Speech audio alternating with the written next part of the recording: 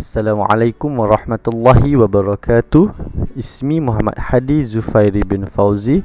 Raqam talib 0554 0663. Aywa, dair.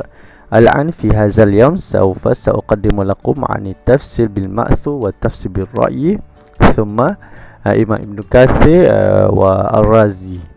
Baik, bismillahirrahmanirrahim. Alhamdulillah rabbil alamin wassalatu wassalamu ala asyrafil anbiya'i wal mursalin wa ala alihi wasahbihi ajma'in.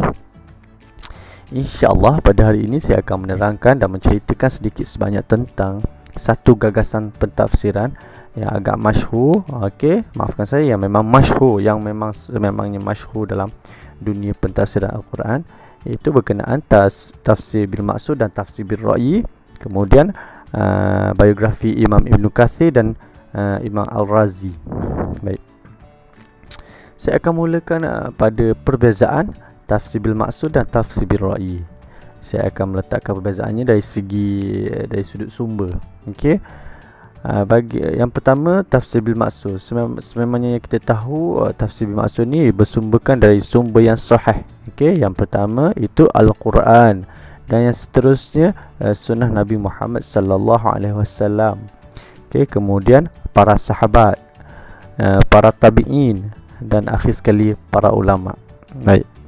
Bagi tafsir bil ra'yi pula, sumber tafsir mereka dari segi itu sendiri dan logik akal yang rasional dari pemikiran yang sehat dan waras para mufassir, dan sudah tentu berpandukan syariat.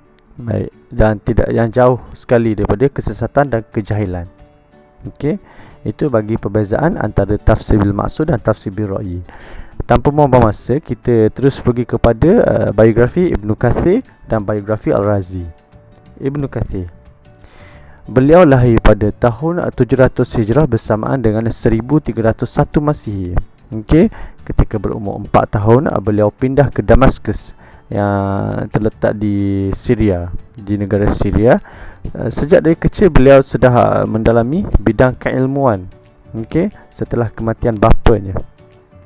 Baik, dan beliau meninggal dunia pada tanggal 26 Sya'ban bersamaan dengan tahun 774 Hijrah, yang pada Masihnya iaitu 1373 Masih. Maafkan saya.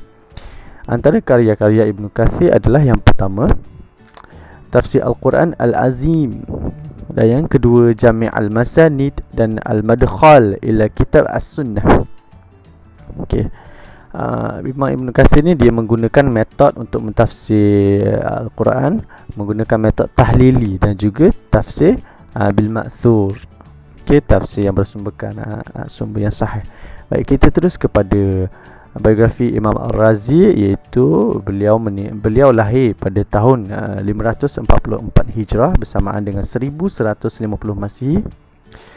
Sejak kecil beliau sangat-sangat dihormati. Kerana apa? Kerana dengan ketinggian ilmu dan kemasyhurannya sehingga beliau difitnah oleh sesetengah pihak.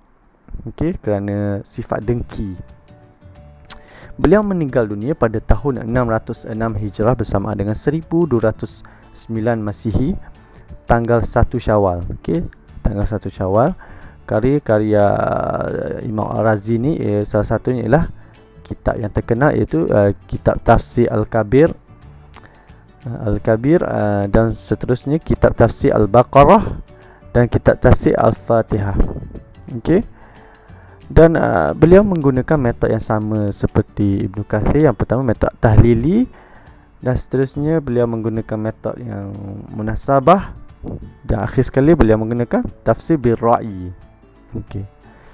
Berdasarkan kepada kedua-dua biografi tersebut, saya dapat simpulkan bahawa dari segi pentafsiran, Imam Al-Razi dia lebih kepada mendominasikan oleh ilmu-ilmu aqliyah. Okey, ilmu-ilmu aqliyah yang menggunakan tafsir bil ra'yi untuk mentafsirkan ayat Al-Quran.